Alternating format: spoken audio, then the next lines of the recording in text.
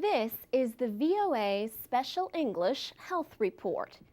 In June of 1981, public health officials in the United States reported on the first cases of what came to be known as AIDS.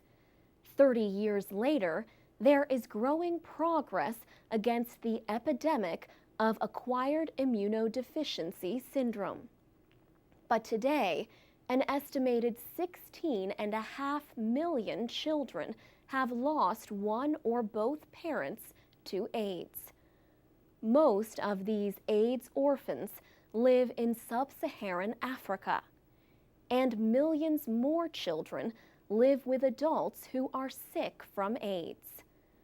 Lucy Clover from Oxford University in England has studied AIDS orphans and children living with sick adults in South Africa. She says the mental health of children in these situations can be deeply affected.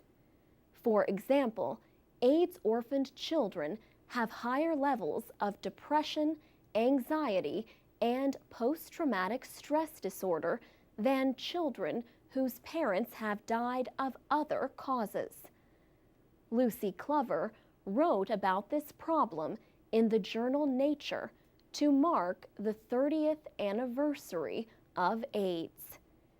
She says children have to live with the stigma, the sense of shame connected to AIDS. Many are bullied at school or excluded from the community.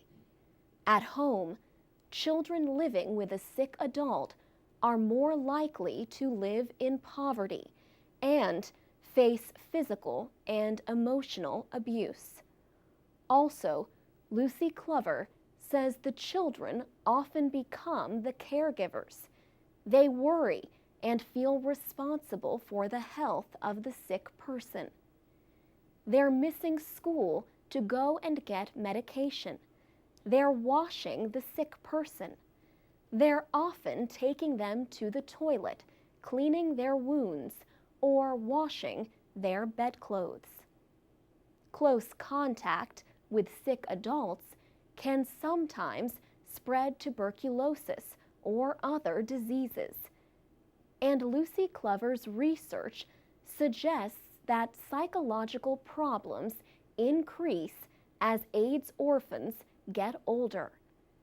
Writing in Nature, she called for testing more children for tuberculosis. She also called for giving more parents the drugs needed to keep them healthy longer with HIV, the virus that causes AIDS. There are programs to help children, but Lucy Clover says there is far more to be done. She says interventions such as cognitive behavioral therapy and support groups are urgently needed for those orphaned by AIDS or living with sick adults. But the evidence for which interventions are effective is still thin, she says. For VOA Special English, I'm Alex Villarreal.